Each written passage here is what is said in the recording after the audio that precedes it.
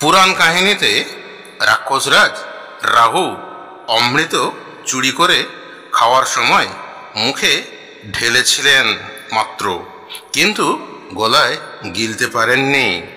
যদি গলায় গিলে নিতে পারতেন তাহলে অমর হয়ে যেতেন, কারণ মুখে জিনিস ঢালার সঙ্গে সঙ্গে গিলে নেওয়া সম্ভব নয়। তাই আজও মানুষের মুখে দেওয়ার সাথে সাথে গিলতে দেরি হয়।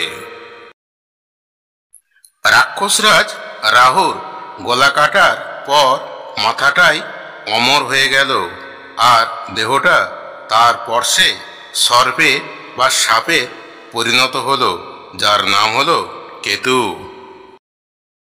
ভগবান নারায়ণের সুদর্শন চক্র দিয়ে রাহুর গলা কেটেছিলেন, কিন্তু গলায় তার চক্রের সরু সরু ছোট ছোট দাগ রয়ে গেছিল, যেটি আজও গলায় কণ্ঠীহার পরলে সেই রকমভাবে দেখা যায়। অমৃত ভাগ করার সময় একদিকে দেবতাদের দল, অন্যদিকে অসুরদের দল ছিল।